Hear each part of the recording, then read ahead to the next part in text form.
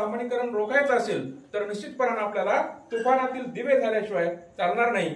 आणि याही सगळ्या परिस्थितीमध्ये आपण हो का करत नाही, त्याचे एक मी कारण असं शोधलंय की आपली जी बाराखडी आहे ती वर्ण व्यवस्थेचा स्वीकार करणारी, वर्ण व्यवस्था शिकवणारी बाराखडी आहे आणि त्याच बाराखडीतून आपण सगळेजण शिकून आलेलो आहात। ग गणपती सगळ्यांनी शिकलाय, ओझेवाला शूद्रांचं प्रतिनिधित्व करणारा ओझेवाला, ओझेवाला म्हणून सांगितलं आपल्या सगळ्यांना, क्षत्रिय म्हणून आपल्या सगळ्यांना सांगितले। आणि ही शिकलेली सगळी बाराखडी कदाचित याला कारणीभूत असेल का, हेही सत्य शोधणं गरजेचं आहे।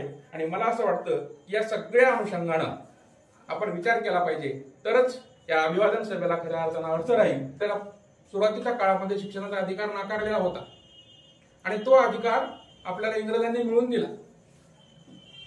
आणि मग इंग्रजांनी मिळवून दिल्यानंतर जेव्हा वस्ताद लहुजी साळवे असं म्हणतात की मला यातलं काही कळत नाही, मी ताकदवान आहे पण मला यातलं काही कळत नाही, आणि महात्मा फुलेला असं म्हणतात की तू 4 बुक शिकलेले आहेत तुम्ही, तर त्यातून काय ते तुम्ही तुमच्या इंग्रजांना विचार, म्हणजे मार्ग काढलेला आहे। ज्या ज्या गोष्टी आपल्याला लक्षात येणार नाहीत, ज्या ज्या गोष्टी आपल्याला समजणार नाहीत, त्या गोष्टी आपण आपल्या बाजूच्या माणसांना विचारल्या पाहिजेत, आपल्यापेक्षा मोठ्या माणसांना विचारल्या पाहिजेत, म्हणजे त्यातून आपल्याला मार्ग निघणार आहे। आणि अशा प्रकारचा मार्ग, सत्य शोधण्याचा मार्ग निश्चितपणाने लहुजी साळवेंच्या विचारामध्ये आहे आणि तो आपण सगळ्यांनी स्वीकारला पाहिजे असं मला वाटतं।